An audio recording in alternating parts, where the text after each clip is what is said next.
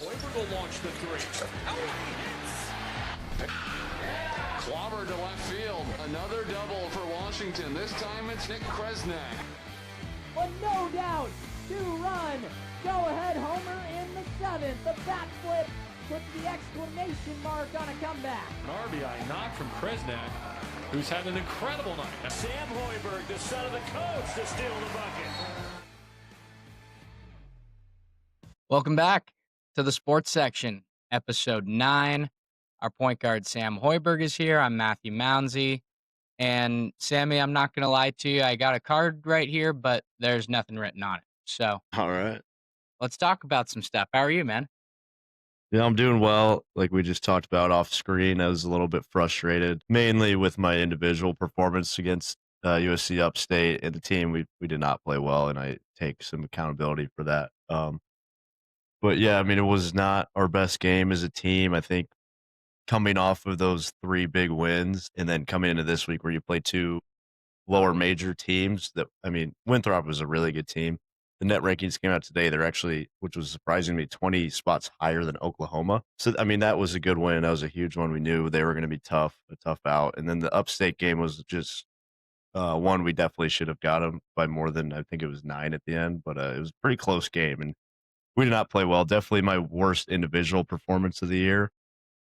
But, yeah, I'll take some accountability for that. Wasn't my best performance, but now we're looking ahead.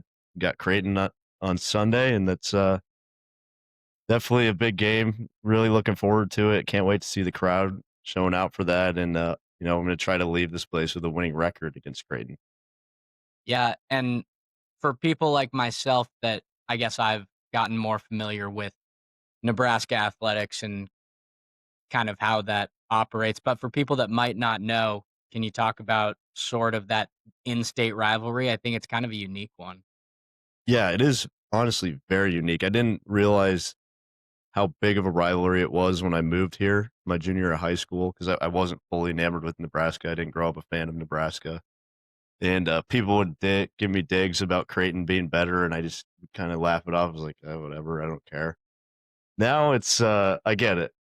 We really do not like each other. I think one of the main things, and this is, I think, as unique as you get from any fan base, is it's the Jay-Skers. Have you heard of that? The Jay-Skers? Yeah, have you heard of that? I haven't. So Creighton obviously doesn't have a football team. This is wild to me. And you got die-hard Creighton basketball fans that are also die-hard Nebraska football fans. So they cheer, they wear all Nebraska stuff at football games, they cheer for us, and then they turn around and they despise the basketball team. And it just, it makes zero sense to me. I don't like me personally, I grew up an Iowa State fan, and I was just disgusted when I saw yellow and gold, the Iowa colors. And the fact that you got people here that feel the same way about our basketball team, since they're Creighton basketball fans, and then can wear the team they're hating on's colors and cheer for them in a different sport is just mind-boggling to me. I don't mind it if you are a Husker football fan, Creighton basketball fan, but you also like maybe you were your second favorite basketball team. That's fine. I don't care about those type of Jay-Skers. I think that's okay. Not my favorite thing, but it's okay. The ones that hate on us and cheer for the football team, it makes no sense to me, and it really irks me, and I think it irks a lot of Husker fans. Yeah, I don't really get that. I like that they have a name, though. That's pretty funny. Yeah. Jay-Skers. Well, they're infamous here. That's going to be a fun one. That one's at home on Saturday? It's home on Sunday. On Sunday. Yep. Looking forward to it. Well, and you guys have a full week off, pretty much, after the Upstate game. You've gone through a little bit of a gauntlet. Is this sort of a needed reset? 100%. And I think, especially for myself, I'll admit this, I'm a bit of a head case when it comes to basketball. And if I don't play well, I can get in my own head and I can get real frustrated. Frustration is one of the things I've worked on just because I'm so fiery and competitive. And it works in my favor a lot of the time, but when it doesn't, it works against me. And I think I did work against me in the previous game. But yeah, this is a good time to kind of reset. You don't have to get amped up for a game this during the week, and you can kind of work on my game a bit more, get back in the gym, and start feeling good again. So I'm looking forward to that, and just having a good week. We're not going to over prepare. I think we did that 2 years ago. We had a similar amount of time off before we played Creighton, and I think we a little bit over prepared for that one, and they just came in and blitzed us, beat us by 29, and that was kind of our wake up call that season, because we were 7-0 going into that one, and got the brakes blown off of us. And this week, I think we've learned from that kind of in the past over prepping. So we're going to really get into the prep on Thursday. We've put in a little bit of stuff, but we're not going to overdo it, and we're going to be ready for them. Did I see, by the way, that 8-0 is the best start in program history? Not the best in history. It's the first time, I believe, since 1977-78 season. It's a long time. Long time. So yeah, that's definitely an accomplishment. There's a little sour taste in our mouth with how we played that last game, but we always say you never apologize for winning. It's tough to win basketball games in the NCAA. Yeah, we're feeling good. This one is one of the biggest of the year, just because of the rivalry aspect, and it's going to be a fun one. Well, let's talk about a little bit of a happier game, I guess. Winthrop 80-73 win. I did not get to watch the Upstate game because it was on the Big Ten Plus. I don't get that. I don't know where. You were fortunate. Yeah, I don't know where I would get that, but I don't have it. I was able to watch all of the Winthrop game. That Winthrop team is good, by the way. Very good. Yeah, they debuted at 75th in the net, and they have 3 losses. So that tells you something. Or maybe 4 losses, actually. They went to overtime with Arkansas, right? It wasn't overtime, but they had a shot to win it.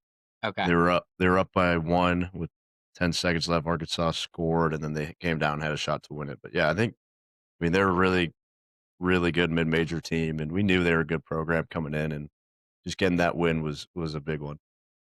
I was looking at the box score with like a couple minutes left, and you finished with 6 assists, but you had 5 at the time. And I'm kind of mad about it because I had this run in where it's holiday time, but you had 6 rebounds, 5 assists, 4 steals, 3 fouls, 2 points, and a partridge in a pear tree. That was going to be my line, but you got an extra assist. Now I can't say it.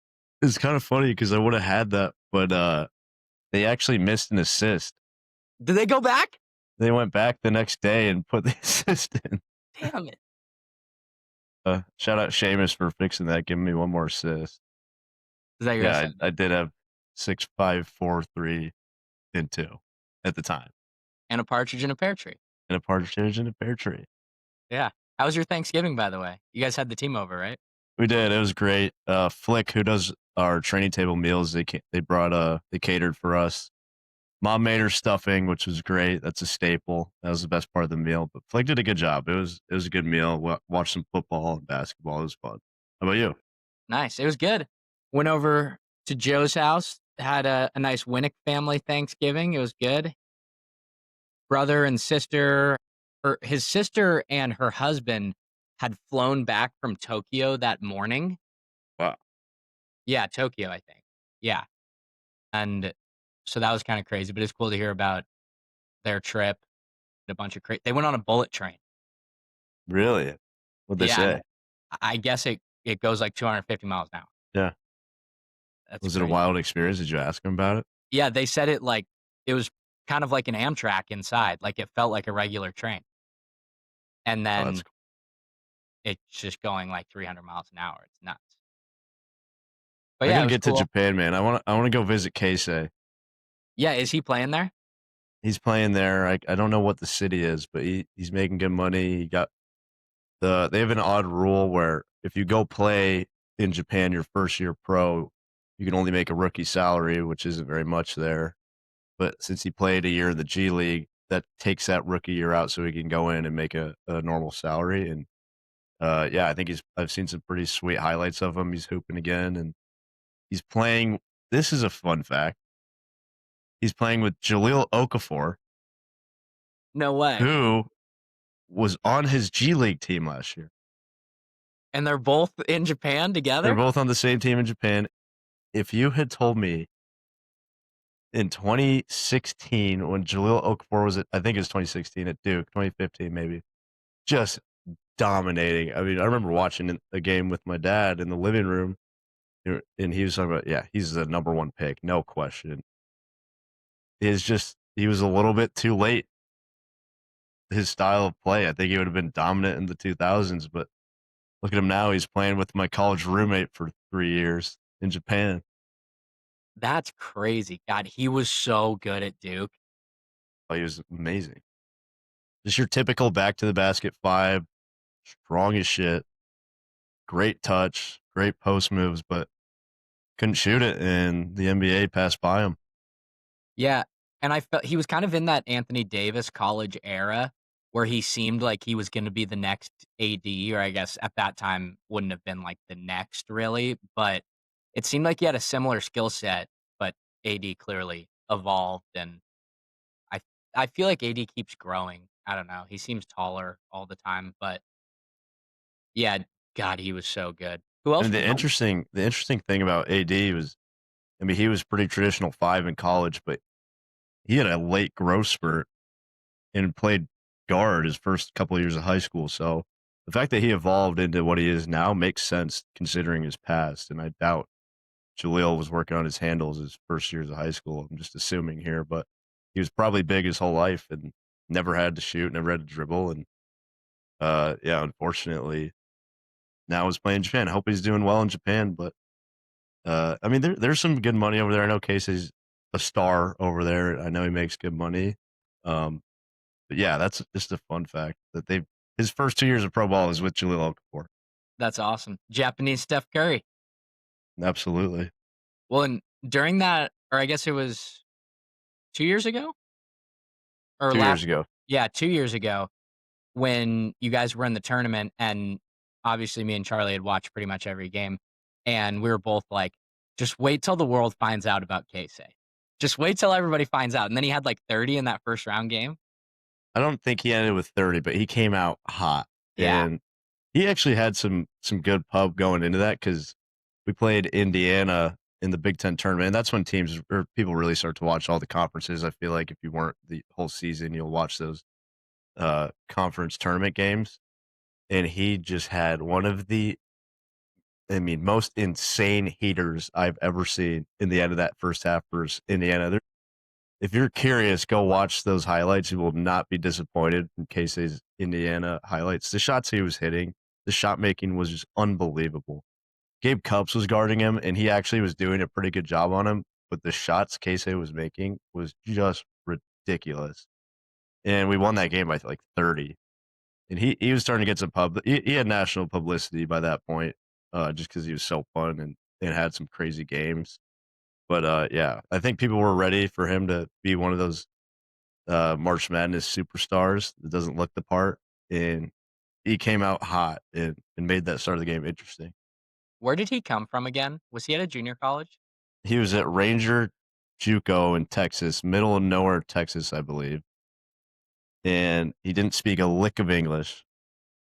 Played for head coach Billy Gillespie. I'm not sure if you know him, but he's notorious for just being a psychopath. I think he coached at Kentucky back in the 2000s. But yeah, legendary head coach, and it was just crazy. In case he didn't speak a word of English, and he balled out. We got him, but yeah, he didn't even know much English by the time he got here. He spent 2 years at Ranger, and I could not imagine being in a JUCO trying to learn a new country. Yeah, did you like help him with his English at all, or like what? Living with him, like what was the communication like? Yeah, so early on, it took us a little bit of time to like really form a relationship.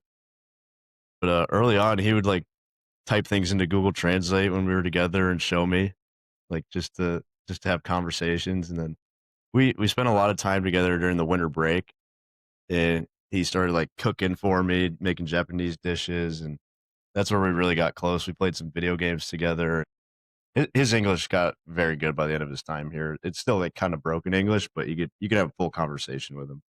I remember like he had got to a point where you could have a normal conversation with him, but my dad I don't think knew that at the time. He would kind of speak in that slow way that you speak to people that don't speak English well. I was like, Dad, like, he can understand you. You don't have to talk like, That's so good. yeah. Does he watch anime like our guy John King? He does not. Wow. Yeah. John joined the live on Saturday night, by the way. Did he? Yeah, it Did was. he contribute well? Oh yeah, he was great. I'll send you some clips from it. Oh, Yeah, it was awesome. We had him, and then he went out into the living room, got Maynard and Nikki on there. that's awesome.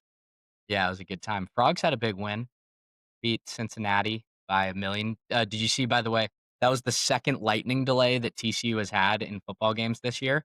The game took. Really? Oh my God. Yeah, it was pain.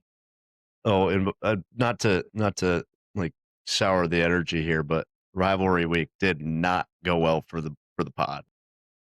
Yeah, it was not good at all. 0-3. It was really bad. Yeah. They Well, got us. I stopped looking at the comments, but I was getting fucking smoked by a bunch of Oregon fans in our TikTok comments. Oh no, I gotta take a look. It was bad. I started clapping back at some of them too, like initially, and then they were saying a bunch of shit that was just wrong, and I was like, all right. They're just haters, man. Well, You gotta let them be. It was crazy to me because their number one argument was about how good of a win Penn State was. And I was like, they're 5-6. And they're like, yeah, but look at their roster. They shouldn't be. Like, good football teams don't go 5-6. Listen, I'd back you there, but we got killed by Penn State, so I'm gonna be on the train of their good football team. I know. Yeah, and corn versus crops was unfortunate. So I don't know. Maybe this was more like Husker burner that I had seen on Twitter, but I saw some people calling for Matt Rule's head. I don't think that's really fair, considering you guys had a backup quarterback plan the last. He's few extended games. about 3 weeks ago, by the way. Yeah, and you just extended. And we were happy about it. Yeah, I don't. I mean, I was so confused. It's a good lesson in the media world of sports, is that you can't overreact, because when things are going well, he's the greatest coach in the world, and when we're losing, the sky's falling. People overreact, and as a player, you kind of have to like get used to that. So I understand probably how Matt's feeling right now, and I have full support of Matt. I think he's an incredible coach, and I mean, look at it. Took my dad more than 3 years to get this thing rolling here. I understand that Nebraska football is a bit of a different beast with different expectations, but you got to give guys time and to build a program. And Matt is doing that right now, and he's going to get his guys. He's going to get it figured out, and you have to adjust to the new conference you're in. I mean, he's never coached a Big Ten team before. It's this guy's fallen a little bit in Husker world for football, but I think things are going to be just fine. I think basketball being 8-0 can make up for it a little bit. We're a Matt Rule podcast. He's a podcaster too, so he knows our world as a part of the media, a very credited media outlet. The sports section, absolutely. Indeed. We back Matt Rule. We're Matt Rule pod. We could throw that on a graphic. Yeah, we should. Tag house rules. Yeah. Maybe we'll get it. Maybe we can sneak on a segment. That'd be sweet. Yeah. Yo, Matt, we're second biggest Nebraska podcast here. So big fans, big supporters. Do you want to ask you one more thing about college football before we get to basketball? From an athlete's perspective, what are your thoughts on the Lane Kiffin situation? Oh my gosh. Honestly, I mean, I don't think any situation like that could happen in basketball. But if I'm an Ole Miss football player, I mean, I'm livid, because you are 100% in the playoff. You have a chance to win a national championship, and your head coach just dips on you. Best season in school history, too. Yeah, just had the best season in school history. You have a legitimate shot to win a title. Everything that you could possibly want from a program is to make the national championship. The fans are extremely happy. And then your whole season is just derailed because your coach leaves before you even have a chance to play a game in the playoffs. I mean, you don't even have to be an athlete to understand that that's just, I mean, I couldn't even imagine it happening. If you're Lane Kiffin, you're at a school that is about to compete for a national title. You've been there for 6 years. You've built a program, established a culture. You've done the dirty work. You've done the hard work, the hardest part. And then you leave to go to a program that is not good right now to try and build a national championship contender when you already have a national championship contender. What am I missing something? Maybe missing the 90 mil that he's going to bring in. Yeah, And I think he did want to finish the season out, he did. which would be, I mean, it'd be a complete mess at that point. I would be also pissed if I'm a player at the administration for not allowing him to if he did want to do that, because if you're in a chance to win a title, you want the best shot. And the best shot you're going to get is with your head coach still there, even if he is going to go to another school after the season. Now things are going to look completely different in the locker room, and you just don't, I mean, I don't see how they perform at the same level as they've been playing at. And yeah, it's going to be interesting to see. Maybe they'll have some more fire added to the fuel at that point. So, or fuel to the fire at that point. But yeah, that'll be interesting to see how that plays out. I'm excited to see what the committee does with that. And the players seem to love their defensive coordinator, who they named the permanent new head coach, by the way, not interim. Okay. But Kiffin did take their offensive coordinator. He took their receivers coach, and he took their general manager, and I think their strength coach.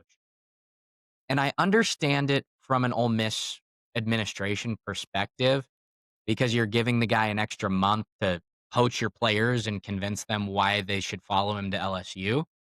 But I kind of stand with my guy SVP, who I heard last night talking to Reese Davis about it. You haven't been this relevant ever. If you're Ole Miss, I think you might as well just take the shot. And, you're going to lose more guys than you would have, but it's also going to give you your best shot to win a title. I don't think there's really a right answer if you're the Ole Miss AD, but it's just a situation that doesn't happen. So it's hard to write the playbook, Yeah, 100%. I mean, this probably the first of its kind, I would think. Yeah, from what I can remember. And it's the college football calendar being so fucked up. It's so broken. But I guess that's not Lane Kiffin's fault, but it's also not his players' fault. So Yeah, I just think it is such a messed up situation, and I am honestly rooting for him. To have something like that happen to you as a player, I hope they do really well and can kind of stick it to him a little bit. last thing about football. Sorry about your Vikes. Maybe it's not Nine's fault. It wasn't Nine's But fault. is what? No, I know. That's what I'm saying. Maybe he's been playing poorly. It might not be his fault, because you put in another guy in. I saw a stat on social media today. What was his name? Max Brosmer, yeah. Brosmer. His QBR was, I believe, a 32.9 or something along those lines. Nine's QBR has been like a 34 point something. Yeah. If you spiked the ball on every play, your QBR would be a 39. That's crazy. Our boys are struggling at the QB spot. Did you see the first interception that Brosmer threw? I didn't watch. It was probably the worst interception I've ever seen. I feel bad, but it was a no score at the time. 0-0. You don't feel bad. First quarter. 4th and 1 at like the 10, maybe.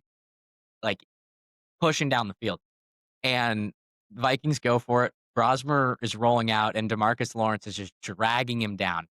And he's like halfway down. He's like this. And he just slings it underhand. Like throws it up in the air underhand to the wrong team. 90 yards the other way. Went all the way the other way.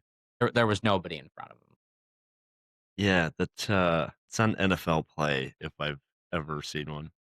No. Or heard of one. I felt bad for Max Brosmer. First start.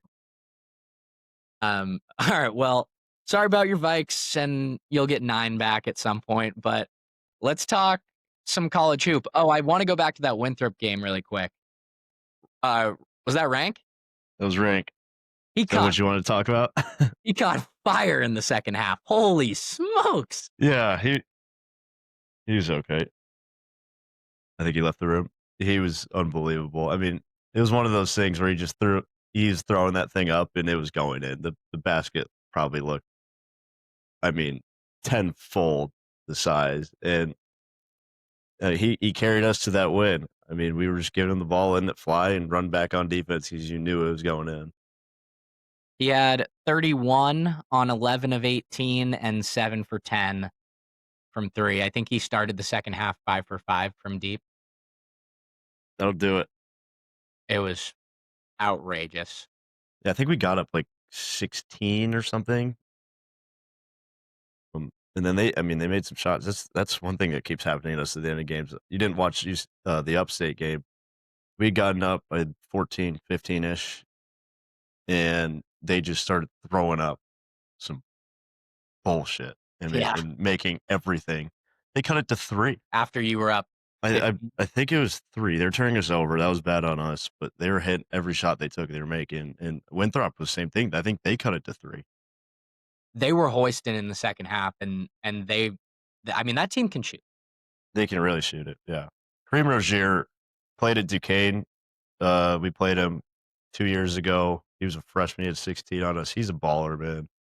I mean, I would take him in a heartbeat at Nebraska. He's only like probably 5'8", 5'9". But yeah, just a hooper. He made some tough shots, and they got a good squad. And they play good defense. They play hard. So that was definitely a good test for us. And the Winthrop game was the one that Connor Sejan got hurt in, correct? It was, yep. So we saw that he is going to miss the remainder of the season with an ankle injury. What do you guys sort of need to fill that role? Yeah, I think personally, I'm really working on my shot right now. I haven't shot the best start of the year. I have a lot of confidence that I can get it to a higher level than I've showed in the past. So I think, me finding more consistency with the 3-point shot can help kind of fill that. And then Jamarcus at the same time, he's a really good shooter. He can get hot. So having him, shoot it confidently and knock some down, I think we're going to be fine in that front. We just have enough shooters. But yeah, we're going to miss him. I mean, you knew he was going to have games where he caught fire. He's one of those guys we call a laser, where, I mean, that's his thing, is he's out there to shoot. And when he gets hot, he's tough to stop. So we're really going to miss that from him. And just his gravity on the court, spacing. People have to stay true to him because he's such a good shooter, and we're going to miss that a lot. And who was it at the end of the game that was shooting free throws against Winthrop? He had like 5 or 6 straight foul shots, I think. Was it Kale? Yes, it was. He seemed to kind of be filling not necessarily the same role, but playing more meaningful minutes. Is that fair? Yeah, I mean, Kale I think he was probably playing more than Connor before that, but he's playing even more now. And I mean, he's played amazing this week. He's been part of the reason we won those 2 games. He was awesome against Upstate. He had 13 deflections, which is just insane. 5 steals. And he's a completely different player from Connor offensively, but he's a really good distributor. He's capable of hitting shots. He's another guy that I have faith can make some in Connor's plays. But he's really strong. He's really, really smart and a great defender too. So he's going to keep getting lots of meaningful time. He brings a similar thing to what I bring, which is just impacting winning through, not necessarily through scoring, but in other ways. And he's done a really good job with that this week, especially. But he's going to keep continuing to play a lot. He started against BYU, actually, in the exhibition. And so you guys do have, we mentioned about a week off between the Upstate game and the Creighton game. Have you been able to do any scout on Creighton yet or watch them? They're a very high caliber team, as they usually. Yeah, I know a lot about Creighton. Obviously, they got 2 transfers from Iowa, so I'm very familiar with Josh Dix and Owen Freeman. But they're stacked with talent. They haven't played their best to start the year, but we know they're very dangerous. It's going to be a tough game. They got lots of guys that can score. They play very fast. I don't think they've shot it great to start the year, but they have a lot of capable shooters. Hudson Greer, who was supposed to redshirt, but they pulled his redshirt since they weren't performing great, and he's been really good for them as a freshman. Jason Green is a baller. He's a Nebraska kid. He kind of waited his time, got in the rotation, I think mainly last year, and he played really well. He's playing really good for them. But yeah, I mean they're a very, very solid team. I don't believe that they're going to be, staying at 119th in net, which they are as of the first day it came out today. So I think that's definitely a chance for another quality home win. And, as much as I dislike the school Creighton, I do have respect for their players, and McDermott is a great coach, and it's gonna be a fun one. There was a new AP poll that came out today. I didn't see the receive votes section. Did you guys get any votes? Do you know? I didn't know. I looked today. I couldn't tell if it was last week's or this week's. Was this week 4? I think so. There was a new one that came out this morning. Yeah, so I checked it earlier this morning. I think we had 53 votes, which put us 27 or 8. And we didn't perform well this week, so we didn't expect to get ranked. Yeah, I mean, if we can get a pretty big win on Creighton, I think that would definitely give us a shot to get in that top 25, which I have not been in my career, so that'd be pretty cool. That would be really cool. I think there was one team in college basketball this week that really put everybody on notice, and they're in your conference. Michigan Wolverines, I assume. Play. Yeah, that Gonzaga game was alarming, just as much as it was impressive. They made Gonzaga look like a low major team. Beat them. They almost beat them by 50. I turned it off at halftime. Yeah, the second half was all the same. It was over. Yeah, they look scary. And I think they're number 1 in the net rankings. I think beating a team like Gonzaga, who looked like a top 5 team coming into that game, by 50 definitely aids in that. They talked about this in the pregame to that game. I think at the time Nebraska might have been number 1 in KenPom. That was the highest rated KenPom non-conference game of Michigan? all time. You mean Michigan? You said Nebraska. Might have. I meant Gonzaga. Gonzaga. I think Gonzaga it might have been like a week or two ago, but I think at one point they were the number 1 KenPom team. And that was the highest rated non-conference KenPom rated game of all time. Really? Between two teams. And Michigan hangs 100. Yeah, you expected that one to be just like a Final Four preview, just an absolute battle.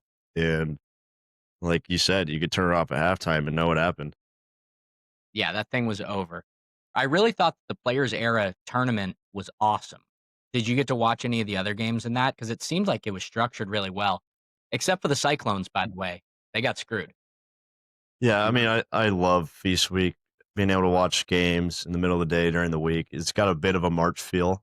I think that having the big time broadcasters set up kind of similar to March definitely gave it that feel. And I loved watching those games, but I do think that it was a terribly set up tournament in terms of how you got to the winners. I do think it was the best 2 teams in the championship, but Iowa State didn't have a chance to win any money, and they were undefeated. Yeah, and so talk to me about these tournaments that you can win money in now, because this is a new thing. And you guys had it in the Crown last year. You won it, got paid. I don't know what the prize pool was for that. I forget. But Michigan splits $1 million. Yeah, I mean, I don't know what the total is when you divide it up, but it's a good penny for those players. And having played in a tournament like that and winning it, it's a lot of fun. You got the guys. I mean, the guys on the end of the bench typically for like big time teams are always pretty bought in. But when you get some money for the guys out there on the court winning for you, it just amps up the energy even more. I mean, it's intense and it makes it a lot of fun. I've never played for money before, so that made it a ton of fun. Everyone was just ecstatic when you won, and I bought some golf clubs with it this past summer. So that was nice. Invested some, golf clubs with the other. Sounds like a good purchase to me. Yeah, well, and especially in those postseason tournaments, because you see programs prior to the Crown, nobody wants to play in the NIT or the CBI. who cares? You know, especially now that everyone's going to transfer and leave or coaches are going to get fired. Depends program to program. But if you got a chance to go out there and win, $30,000 each, you're staying through the end of that tournament. You're playing your ass off, right? I mean, that was the interesting thing is we played some teams that had guys that had already left the programs. And, since it was the first time having the crown, I think that was probably part of the reason they didn't really think about it too much, that they could have been playing for money at the end of the month. But, we had guys, everyone committed to playing in it. And some guys left after it was over, but, they got paid. And they deserved it. They were with us the whole year. So, yeah, I think you're probably not going to see as many teams dropping out of the crown like they did last year, or players leaving before it happens. But yeah, I mean, it just is a new added element. In my opinion, I think they're probably going to have to put a pool in the March Madness tournament eventually, just because if you are really serious about making money for your players, you might. I mean, sounds like a really far-fetched idea right now, but if it becomes a big enough purse in the crown, maybe you got teams going to play in the crown instead of NCAA tournament if they don't think they can win it. It's a possibility if the money is there. I don't see why there wouldn't be teams that decided to do that. Yeah, you make a good point. So I want to go back to Michigan a little bit because I also want to touch on the Frogs. TCU basketball has had the weirdest season ever. They lose the home opener to New Orleans as 25-point favorites. Then Michigan comes to town, who looks like the best team in America, top 3 at least. And TCU loses by 4 in a game that they could have won.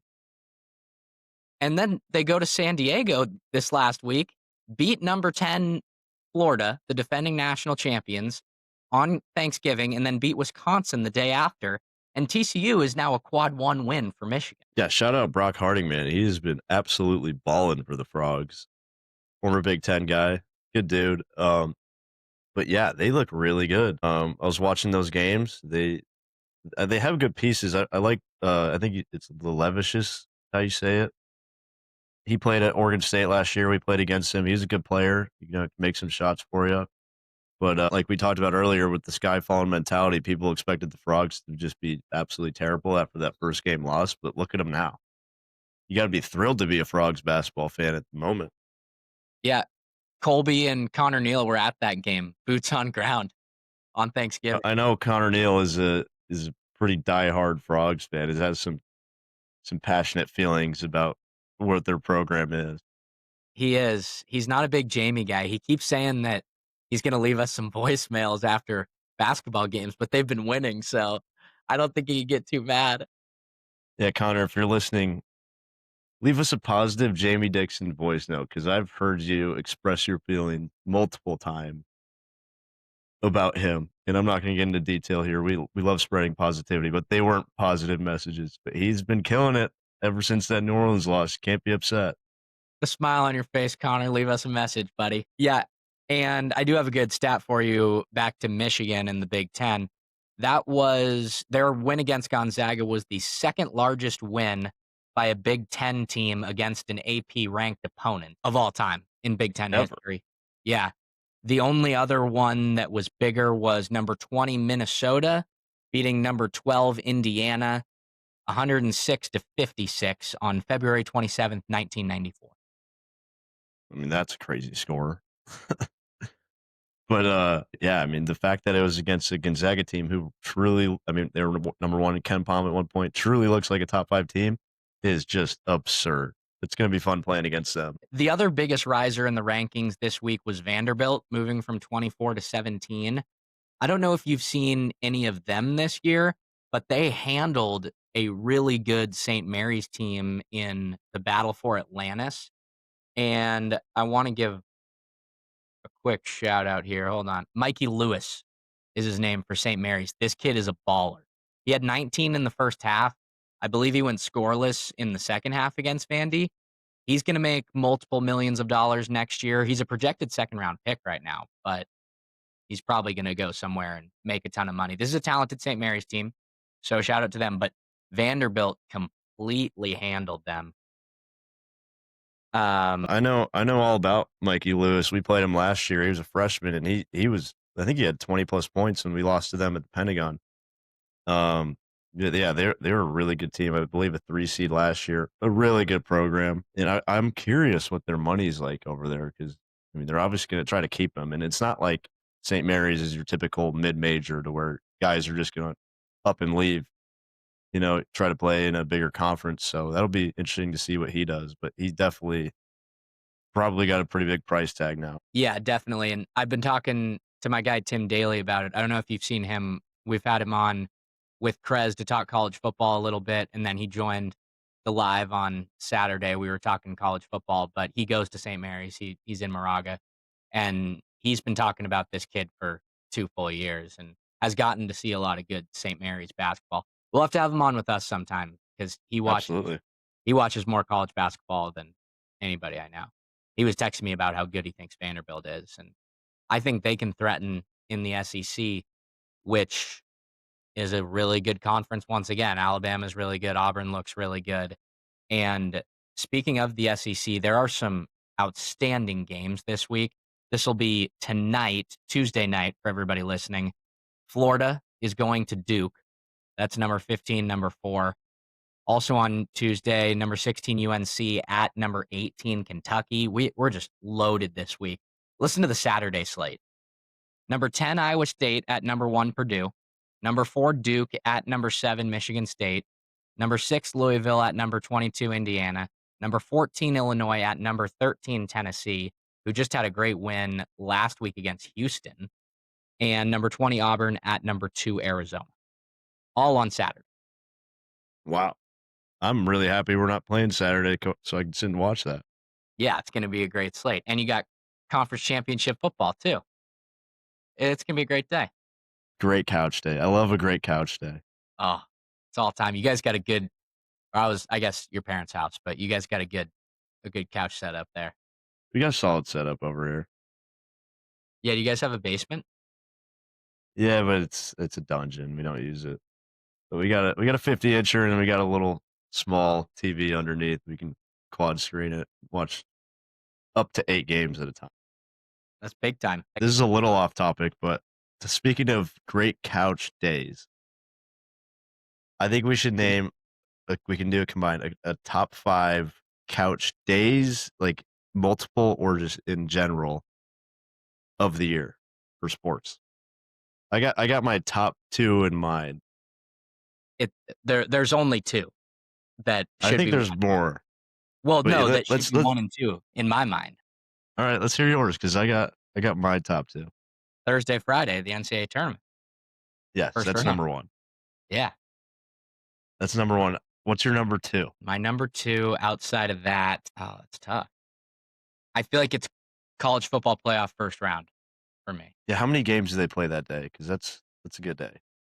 They've done it where they play all 4 on the same day before, but I think it's now 3 and then 1 the next day. Okay, that's a great couch day. But I'm going. This is a little bias here. I got Masters Week. Oh yeah. Yes. Just one where you don't want to be doing anything else. You want to be sat on your couch. Yeah, 100%. I think Masters Week was during our dad's weekend last year, or maybe 2 years ago. It was the last one that Fred came to, I remember. And him and my dad just sat on our couch all day and watched the Masters. It was awesome. There's nothing better to do. No, it's the best. I was in Marco Island with my girlfriend last Masters Week, and we were out by the pool, but the whole time I got my phone right here and I'm locked into the Masters. Yeah, you have to. That was a good vibe. I had a Coors Light left hand, phone in the right hand, beach in front of me. With Rory winning it. And Rory won it. That was awesome. I was watching that in the airport. Are you cool for a Rory McIlroy podcast as well? Because that's my guy. I'm down to back Rory. Yeah. He's been getting some flack from the media this year. I'm down to back him. I'm a big Rory guy. He deserved it that one time that he acted like a baby a little bit and wouldn't talk to the media after he lost. Like, Rory, come on, pal. Get to your presser.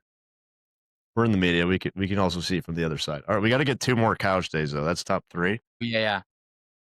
Do you have one? I got to think a little bit. I think Ryder Cup, but I'm Yeah. a big golf guy, so I might be biased here, but I think Ryder Cup. No, I'm 100% on board with that. Well, and the thing is, it can't be like a Super Bowl because it can't be a No, standalone one that game. can't be standalone. We're talking days. You're sitting on You're the talking. couch. You want to sit on the couch. That's all you want to do all day long. Maybe honestly, the first college football Saturday is a pretty good day. It is, especially when now that teams are playing big time ranked matchups. Like we had Texas Ohio State week 1 this year, number 1, number 2. That's an all time couch day for sure. Nothing compares to the first 2 days of the NCAA tournament for me. That's far and away number 1. Yeah, I think this is as a baseball guy, like the first day of the MLB playoffs might be up there for me because you got 4 games at least back to back to back to back, and that's starting at like 11 and taking you through to midnight. So that's up there for me for sure. Let us know your guys' favorite couch days in the comments. Comment. Yeah, I mean, every football Sunday in Fort Worth was a good couch day. We had a lot of fun with that. I cannot emphasize enough about how amazing it is to just be doing nothing on the first 2 days of March Madness and Masters Week. Yes. Hopefully you're busy on the first 2 days this year. Yeah, we're gonna be. I mean, maybe. Well, one of the 2 days I'll be watching, but I'll be watching happy as hell on Friday if we get that dub on Thursday. No doubt. That's the gonna be goal. awesome. Yeah. When would you like if you could pick ideally, when would your first round game be? I don't have preference, to be completely honest with you. I feel like it's gotta suck to be the team that plays at 9 a.m. on Thursday. And like if you lose that game, you're just out. And there's 31 games left in the first round and you're not in it anymore.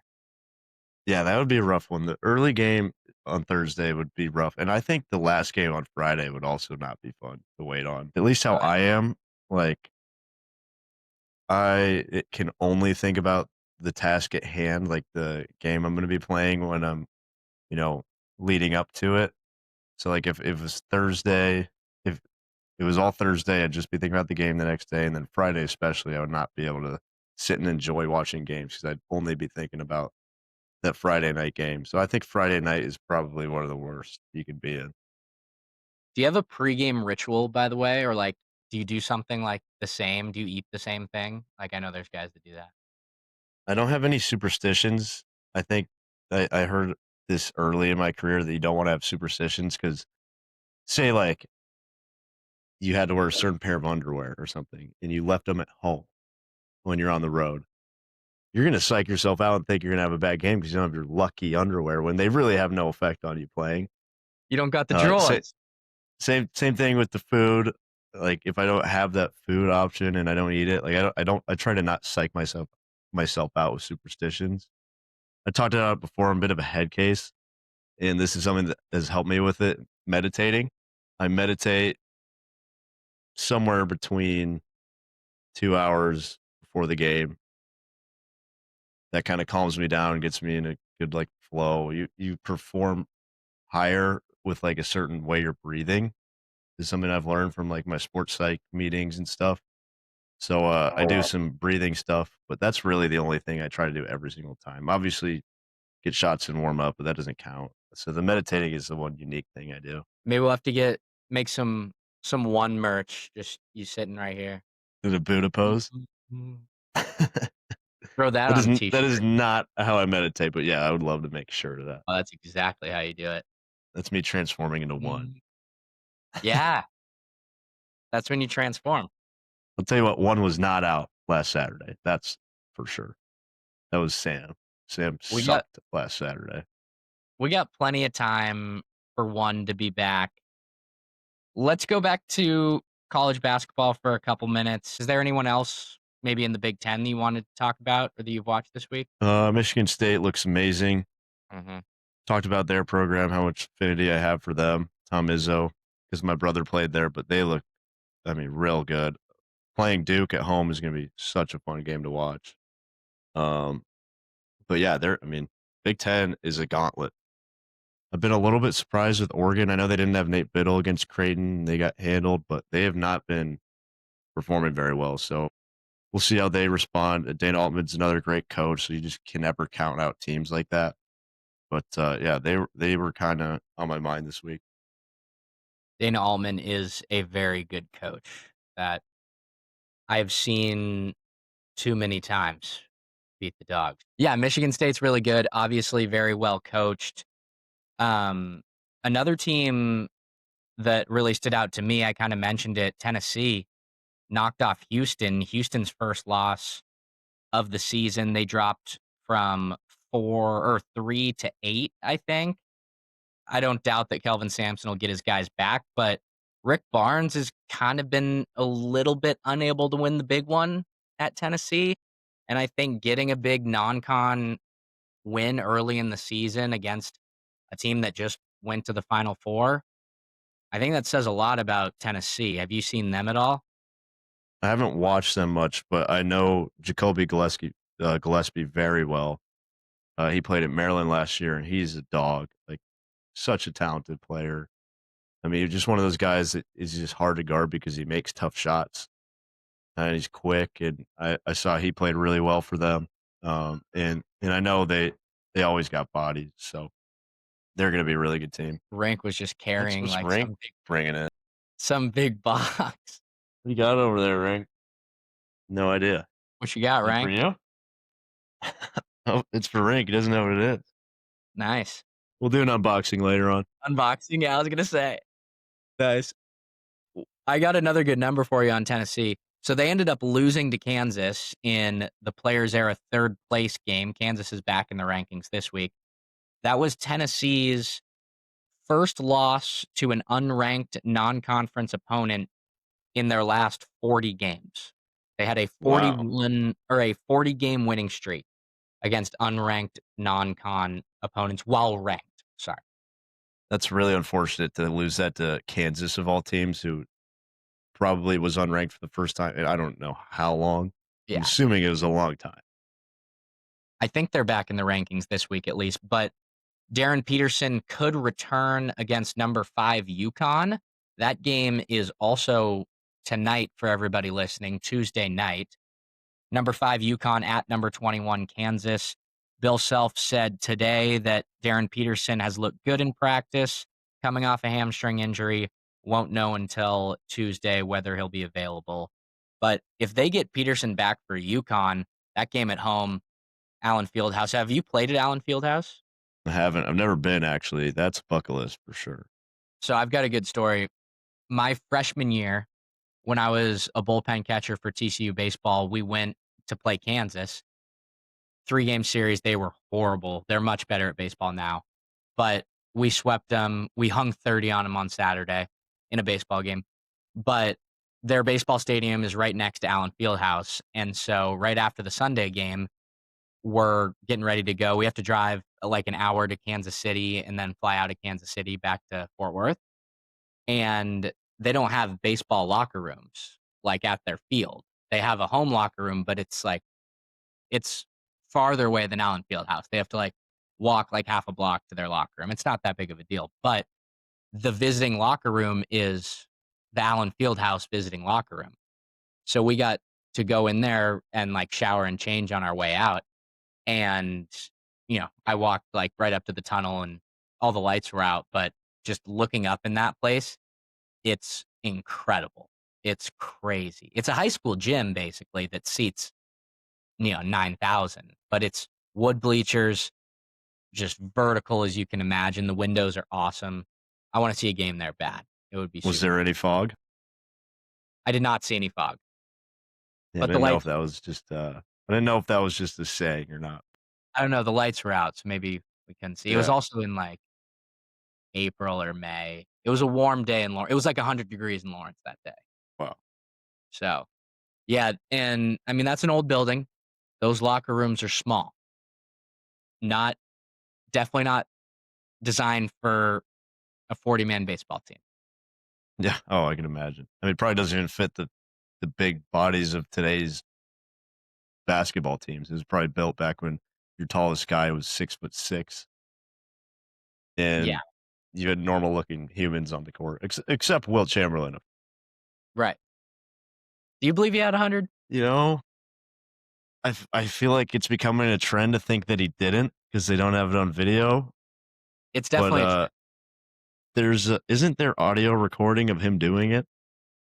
I don't know, honestly. I've just, seen people posting about how they don't believe that he did it. I don't think that this would become a thing for this long, just making it up that he had 100 points.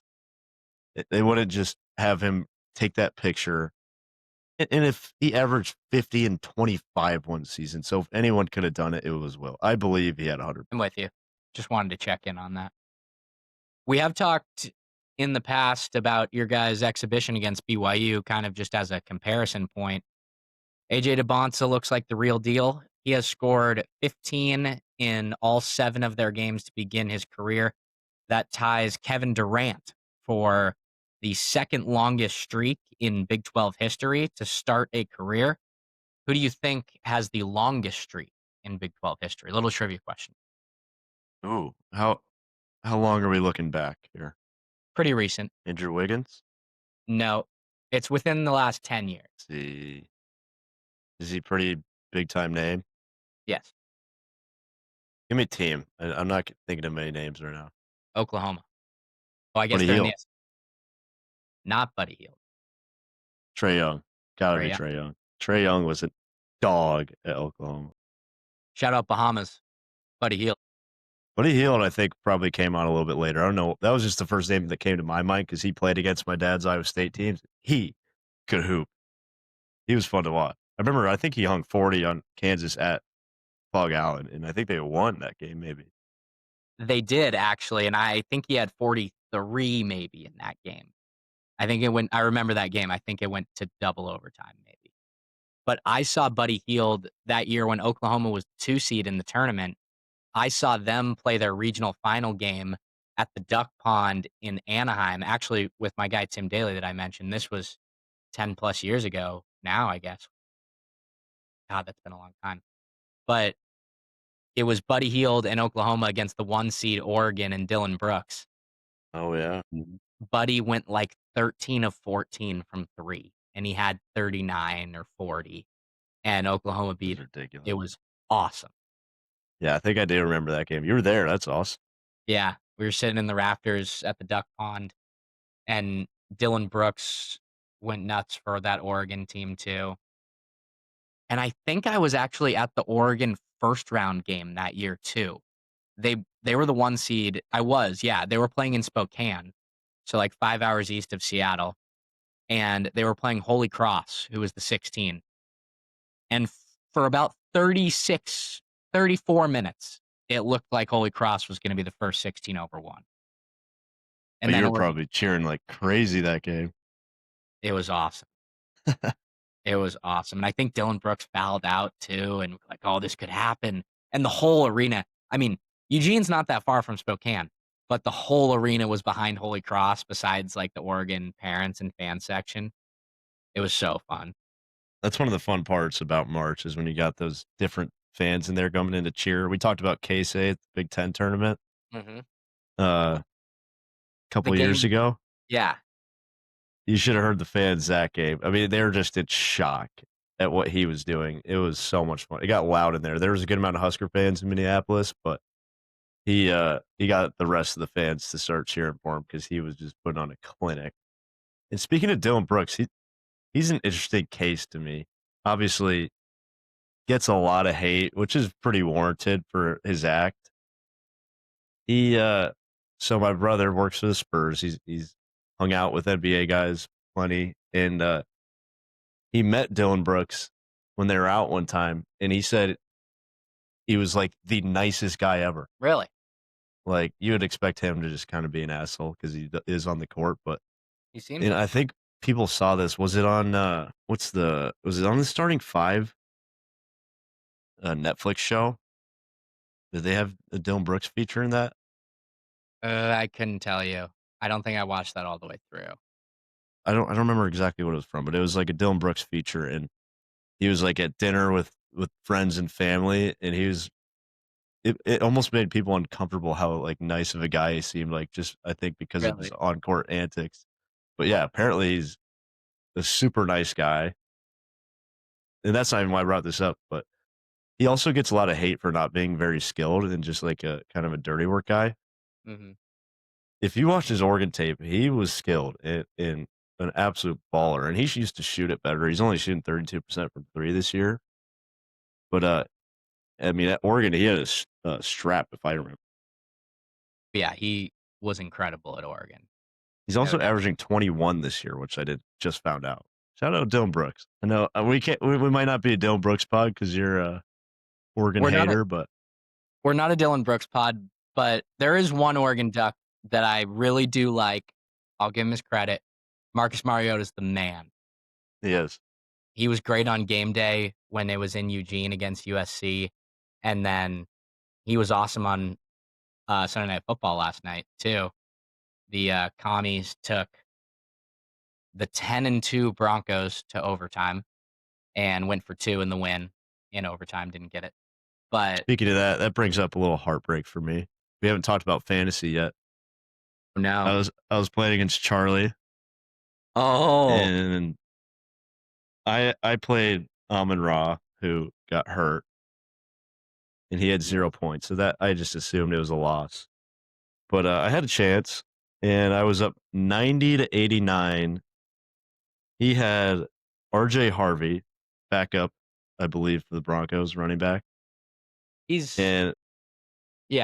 I mean, he starts a little bit. Yeah, he's not like the main back. Am I wrong there? I thought someone said that. Majority of carries, I think. Okay.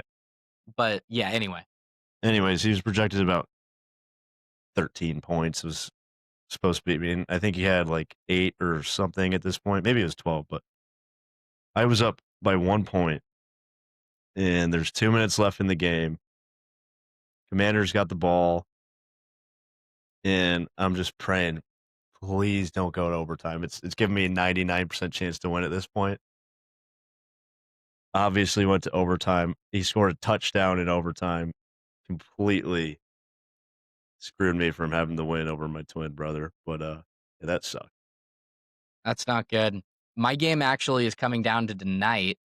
I'm ahead by like 3, or I think I'm ahead by 2. My team kind of laid an egg this week. JSN had like 2 catches, didn't really do anything. And he's kind of my team. But I have Stephon Diggs. I'm playing Joe. He has Ramondre Stevenson. So could go either way. Going to be a fun one to see how that goes. Yeah, the fantasy team has not been looking good lately. My quarterbacks combined for 5 points. You have 2 Sammy quarterbacks? D. Yeah, I got Rodgers on the bench. Sammy D had 3 points in a 26-0 win, which kind of sucks.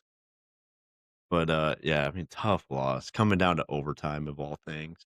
Yeah, the Seahawks only scored 1 offensive touchdown. Which that electric Minnesota offense, man. Couldn't get the ball to Jettis. Haven't been all year, I don't believe. Feel bad for the guy. Really feel bad for the guy. All right. Well, you got anything else? I do not. This is a good pod though. Yeah. Great pod. Told some stories, had some fun. If you're not subscribed, subscribe. And I did post today. There's a 15% off merch code using code SPORTS. I'll leave that up. I won't post it again. I said it was today only, but if you're listening to the full episode and you're here at the end, that code will still be live. So go get yourself some merch. 15% off. I think we need to drop some one merch soon. People were asking for Mounsey's Minute merch on the live. Mounsey's Minutes 20 and 16 on the season, by the way. Okay. Anyway, that's all I got. Huskers play Creighton on Sunday. Sam will be back on Tuesday. Krez and I back on Friday. That's all I got. Appreciate you, Mounsey. Yes, sir. As always, there's our point guard, Sam Hoiberg. Matthew Mounsey, the sports section. Call God. See you guys next time.